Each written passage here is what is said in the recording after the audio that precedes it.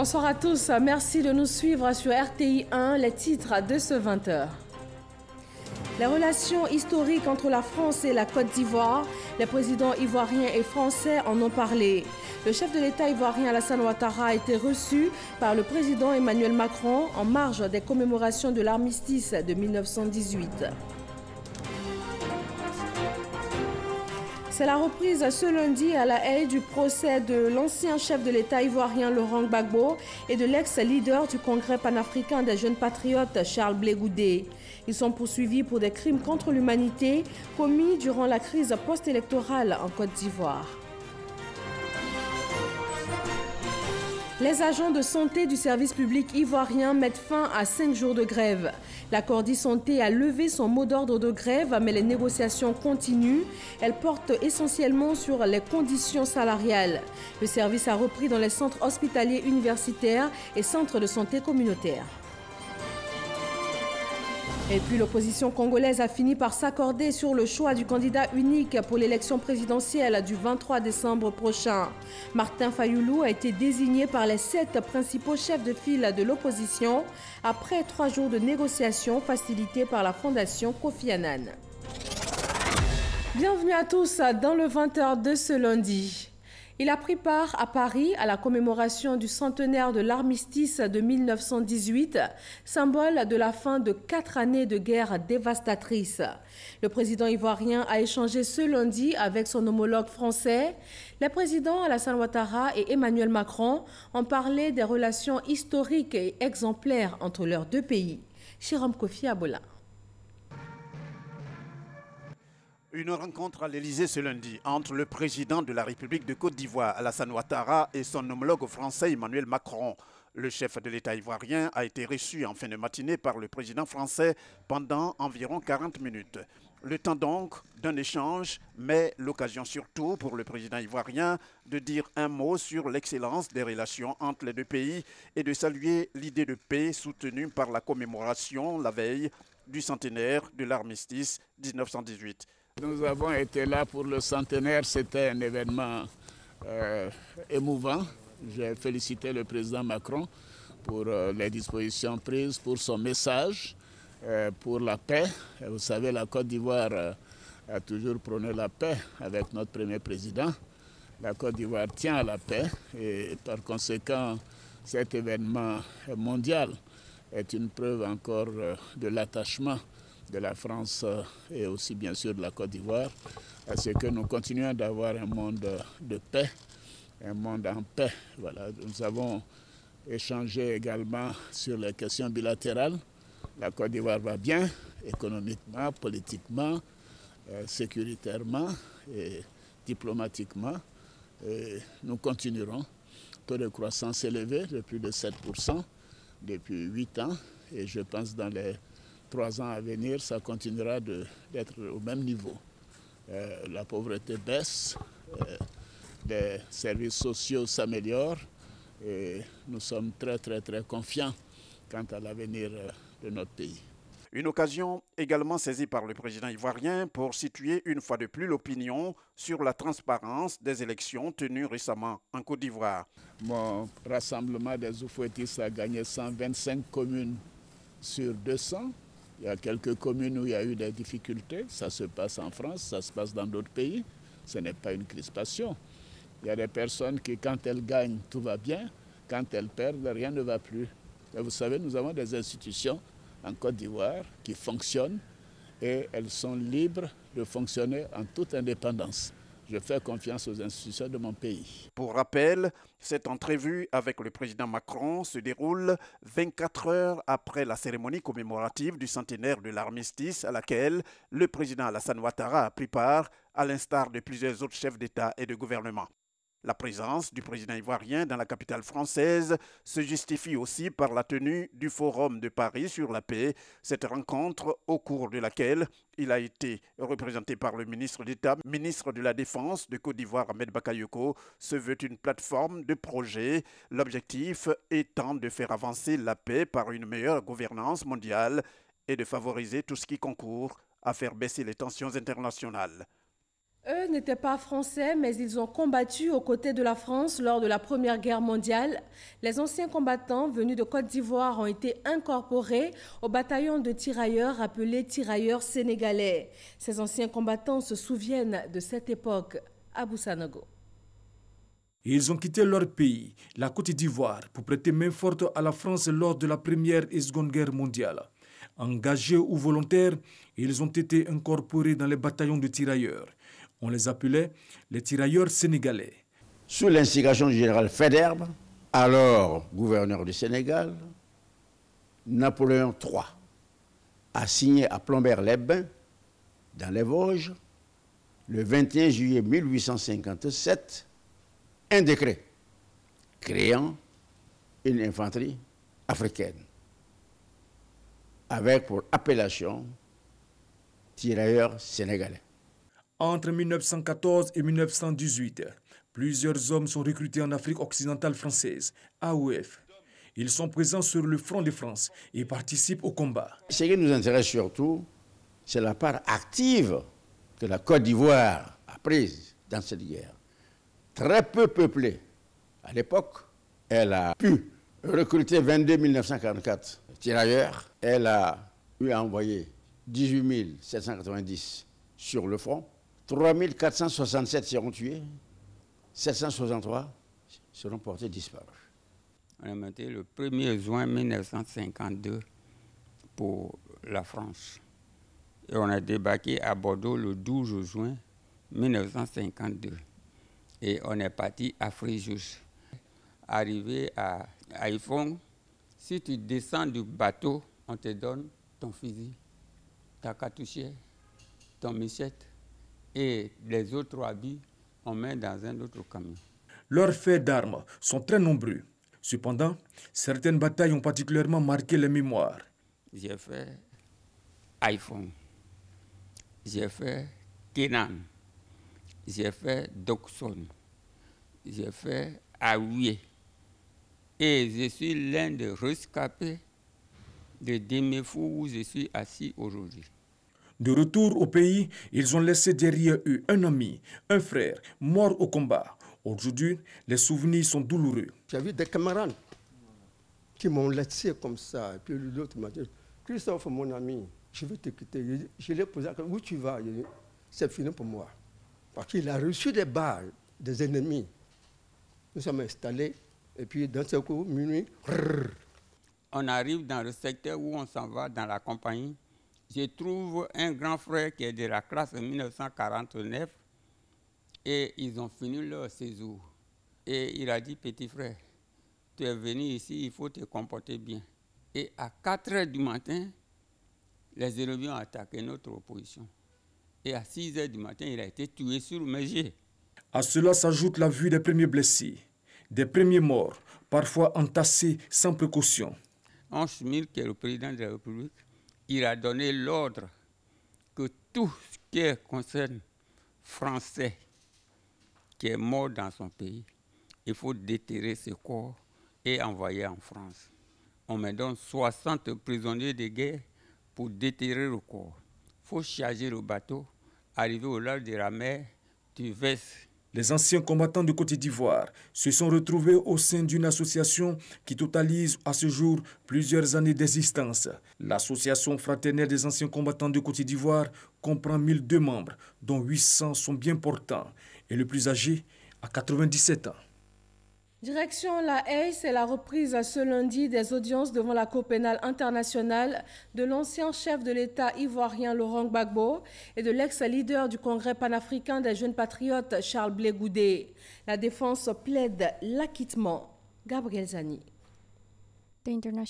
Débuté en octobre, puis reporté, le procès de Laurent Gbagbo et de Charles Blé Goudé a repris ce lundi à la Cour pénale internationale à La Haye aux Pays-Bas. Ils sont poursuivis pour des crimes contre l'humanité commis durant la crise post-électorale de 2010 à 2011. La défense a commencé son plaidoyer ce lundi. Maître Emmanuel Altit a répondu à l'argumentaire de la procureure Fatou Bensouda. Il plaide l'acquittement de ses clients. Dès la reprise du procès en octobre dernier, le bureau du procureur a soutenu que l'ancien président ivoirien Laurent Gbagbo et son ancien ministre de la Jeunesse Charles Blé Goudé étaient responsables de la gestion de la crise post-électorale. Les deux hommes auraient mis en place un système de gouvernance qui a conduit aux exactions de 2010.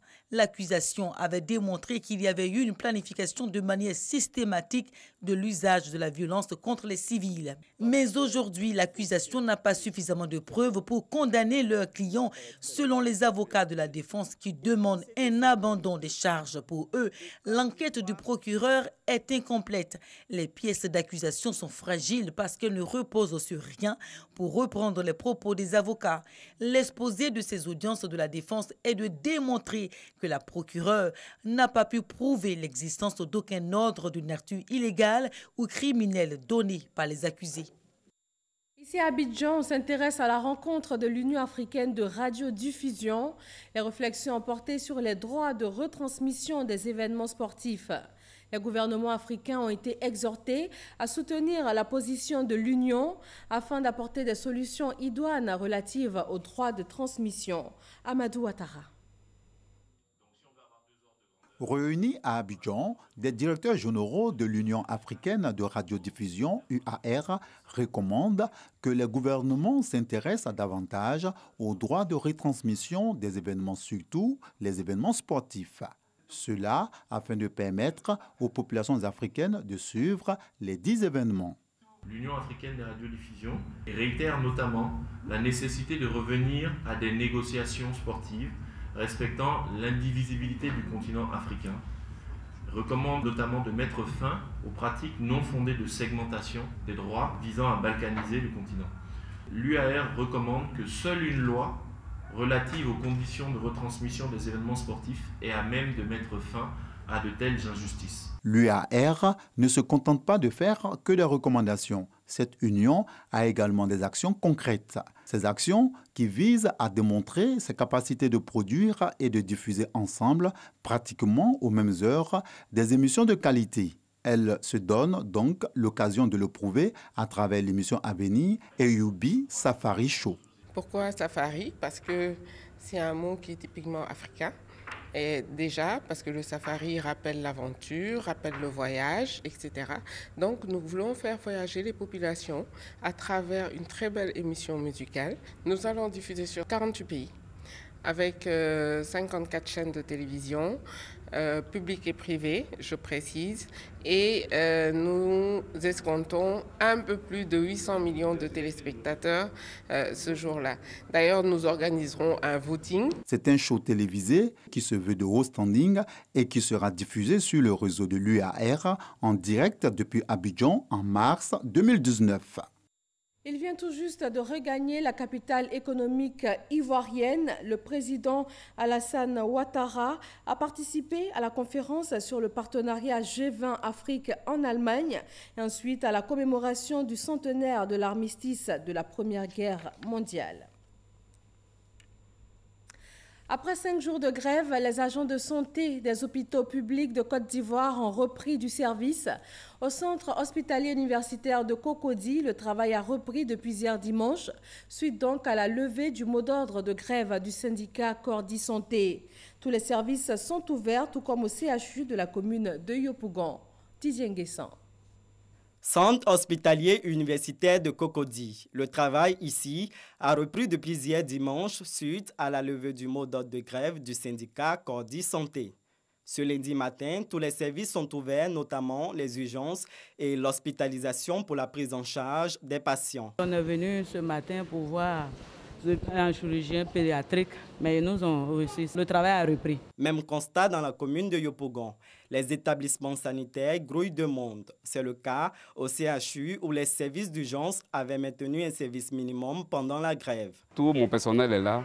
On a fait la visite très tôt le matin, on a fait le staff, on a vu les malades, on a fait la visite. Donc actuellement, tous mes éléments sont en train de faire les soins infirmiers.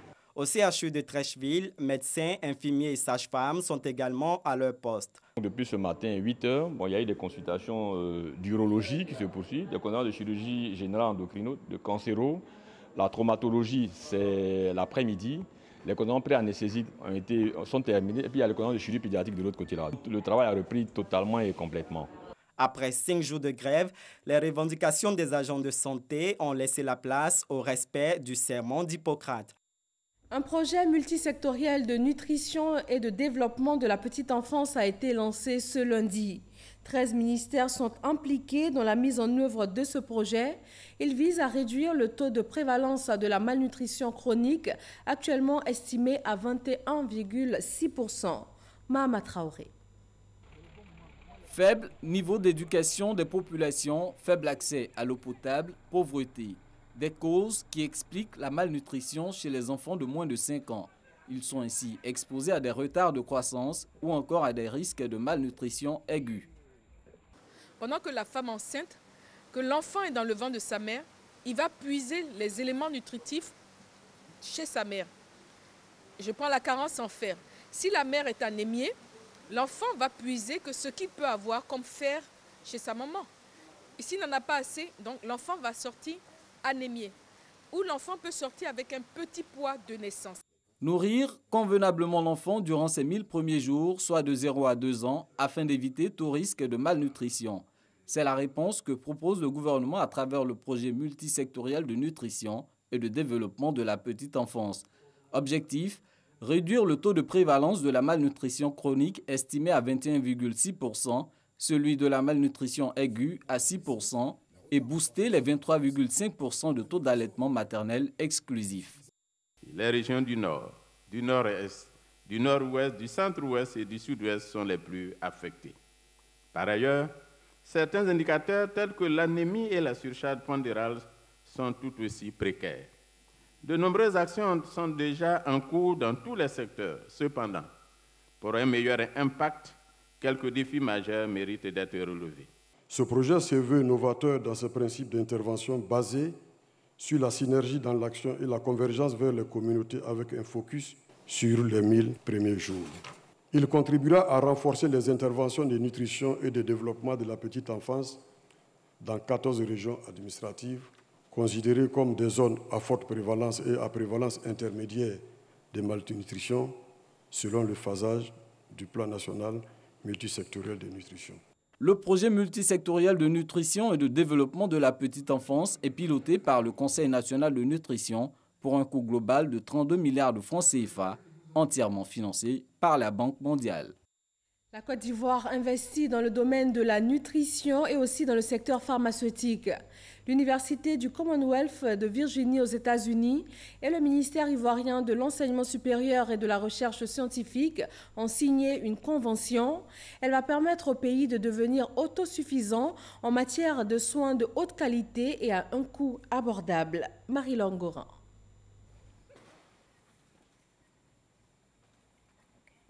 Une signature, un accord scellé pour booster la recherche, développer des procédés de médicaments en Côte d'Ivoire et parvenir à la création d'une unité de fabrication de médicaments.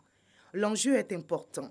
Le ministre ivoirien de l'Enseignement supérieur et de la Recherche scientifique conduit une forte délégation dans les locaux de Virginia Commonwealth University. Cette université publique de recherche scientifique située dans la ville de Richmond en Virginie, aux États-Unis d'Amérique, collabore désormais avec l'État de Côte d'Ivoire. Cette expérience est vraiment la première expérience de transfert de technologie pour notre université. Pour nous, c'est important cette collaboration qui permettra aux deux parties, américaines et ivoiriennes, de contribuer à l'accès aux médicaments à moindre coût pour les populations de Côte d'Ivoire. Nous nous réjouissons de cette convention que nous venons de signer avec la Côte d'Ivoire. Notre institut, Médicaments pour tous, se mettra à la disposition des chercheurs ivoiriens en vue de les former, de renforcer leurs capacités pour arriver à fabriquer des médicaments en Côte d'Ivoire. C'est un projet majeur, un projet ambitieux que nous saluons pour un pays africain. L'Université du Commonwealth de Virginie, VSU, et le ministère ivoirien de l'Enseignement supérieur et de la Recherche scientifique font désormais route ensemble pour améliorer l'accès à des médicaments à un coût abordable. Nous sommes sur la voie, nous aussi, de fabriquer des médicaments génériques. Et pour le faire, il faut des partenaires techniques. D'ici 2 ans, nous aurons, avec nos chercheurs, prouvé pour le VIH, pour la tuberculose, pour le paludisme, mais également pour l'hépatite. et d'autres maladies que nous aurons trouvé des procédés qui nous permettent donc de fabriquer des médicaments à partir de la Côte d'Ivoire. L'Institut Medicine for All de VCU va donc créer un nouvel institut de recherche sur le campus de l'INPHB de Yamoussoukro. Un centre de recherche en développement de médicaments est aussi envisagé. Ainsi, plusieurs scientifiques ivoiriens rejoindront l'équipe de l'Institut aux États-Unis d'Amérique pour être formés à partir de 2019. L'objectif final est de permettre à la Côte d'Ivoire de devenir autosuffisante en matière de soins de haute qualité et à un coût beaucoup plus réduit.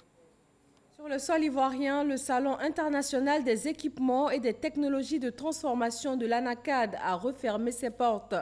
En 3 jours, le CETA 2018 a permis aux acteurs et passionnés du secteur de plancher sur la transformation de l'ANACAD, thématique d'autant plus importante que la Côte d'Ivoire est le premier producteur et le premier exportateur mondial de cajou, mais transforme aujourd'hui moins de 10% de sa production.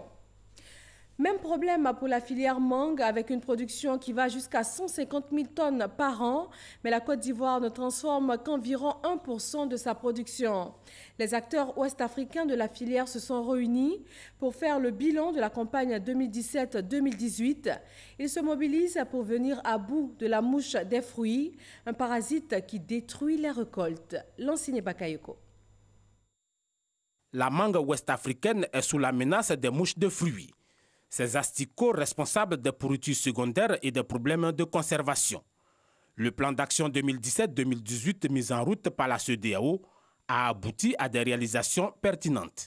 L'une des réalisations majeures du plan d'action, c'est sans conteste l'émission effective des alertes par SMS, ce qui a permis d'orienter et de cibler la lutte en fonction des niveaux d'infestation et permet d'informer les services régaliens des États pour, par exemple, être informé sur l'ouverture ou la fermeture de la campagne mangue.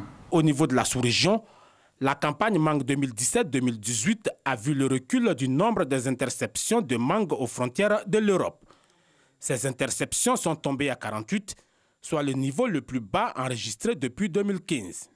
Cet atelier régional revêt pour nous un intérêt capital dans la mesure où il devra nous permettre de mesurer les impacts du projet sur la réduction du niveau de pullulation des mouches de fruits dans nos différents pays.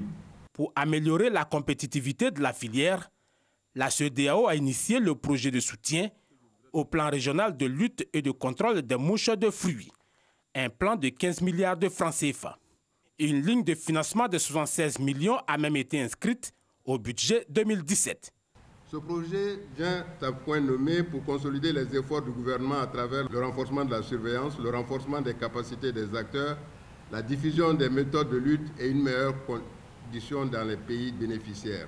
En Côte d'Ivoire, les acteurs de la filière mangue empochent 45 milliards annuellement. Quant aux 7000 producteurs villageois, leur part s'élève à un peu plus de 6 milliards de francs CFA. Comment booster le taux de rapatriement des recettes d'exportation de la Côte d'Ivoire qui est en dessous de la norme communautaire? Les entreprises minières, pétrolières et exportatrices de café-cacao se sont réunies pour travailler sur la question avec l'appui du ministère de l'Économie et des Finances et de la Banque centrale des États de l'Afrique de l'Ouest, BCAO. Chancha Kwame.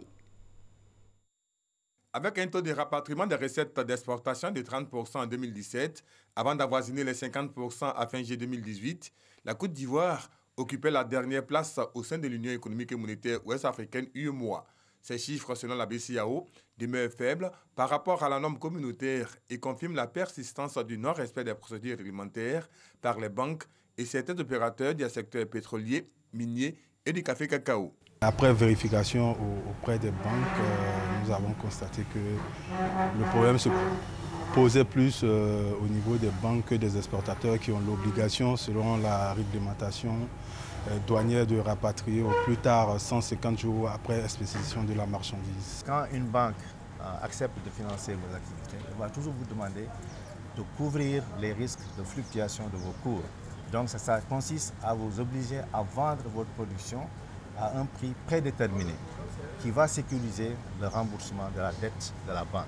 C'est pour corriger ces dysfonctionnements que le comité de suivi du rapatriement des recettes d'exportation a invité les entreprises minières, pétrolières et exploitatrices des cafés cacao qui enregistrent à elles seules 90% du défaut des opérations. Il s'agira d'imposer des restrictions aux opérations d'exportation de tout contrevenant à la réglementation en matière de rapatriement des recettes d'exportation. La Côte d'Ivoire a pour objectif fin 2018 d'atteindre un taux de rapatriement des recettes d'exportation de 60% et cela demande des réformes. D'où l'importance des travaux de ce séminaire qui se veut un cadre propice d'échange d'idées entre spécialistes et acteurs avisés des finances extérieures que vous êtes. Vos travaux devraient-ils aboutir à des propositions de mesures concrètes et pratiques pour l'application de la réglementation en vigueur et pour une meilleure gestion des relations financières extérieures de la Côte d'Ivoire? Des propositions qui vont permettre de booster le taux de rapatriement des recettes d'exportation de la Côte d'Ivoire à 80% conformément à la réglementation de l'Union économique et monétaire ouest-africaine. La Côte d'Ivoire est à l'école du Rwanda en matière de civisme et de citoyenneté. Une mission ivoirienne s'y est rendue pour s'inspirer du modèle rwandais en la matière. Le secrétaire d'État chargé du service civique va s'appuyer sur cette mission afin d'opérationnaliser l'Office du service civique national et le programme national de volontariat. Gabriel Zani. La Côte d'Ivoire s'inscrit à l'école rwandaise. Siaka Ouattara, le secrétaire d'État chargé du service civique, est dépêché à Kigali du 17 au 22 octobre. Le but de la mission, s'inspirer du modèle rwandais en matière de civisme et de citoyenneté. Ces choses que nous sommes venus apprendre auprès du Rwanda pour pouvoir mettre ça en pratique en Côte d'Ivoire. Il y a eu une organisation pratique qui s'est mise en place pour d'abord instruire la jeunesse et leur inculquer l'amour de son pays. Et suite à ça, quand tu aimes ton pays, tu as le devoir vraiment de participer au développement. La délégation a pu visiter le centre de réhabilitation d'Iwawa, un centre consacré aux jeunes de 18 à 35 ans en voie de marginalisation. Iwawa reçoit par an 3000 pensionnaires. Ces jeunes bénéficient d'une prise en charge médicale et d'une formation citoyenne pendant 6 mois. Les 6 autres mois sont dédiés à la formation professionnelle. D'autres sites, comme celui du Centre de la jeunesse, existent. Ces centres, en plus d'être des espaces ludiques, sont utilisés pour la formation professionnelle et l'éducation citoyenne. Depuis les villages, il y a eu quand même une catégorisation de la jeunesse qui allait de 16 à 30 ans au niveau du Rwanda, où c'est connu le taux de jeunes dans le rural et aussi dans les villes. Le gouvernement rwandais pose les bases de la cohésion sociale à travers plusieurs initiatives. Il y a le programme d'IT ruraux qui s'appuie sur une école traditionnelle de culture de valeurs pour inciter à la pratique du volontariat, ce qui renforce la participation des populations au projet communautaire. Pour la délégation ivoirienne, ces visites d'immersion permettront de réaliser l'opérationnalisation de l'Office du service civique national et du programme national du volontariat. À terme, remettre en selle les centres de service civique. Dans le domaine de la littérature, le prix Ivoire 2018 de la littérature africaine d'expression française a été remporté par l'écrivain Gauze. Un prix décerné par Aquaba Culture qui œuvre depuis plus de 10 années à la promotion du livre et des écrivains africains. Et l'actualité sur le reste du continent nous conduit en République démocratique du Congo. L'opposition a fini par s'accorder sur le choix du candidat unique pour l'élection présidentielle du 23 décembre prochain.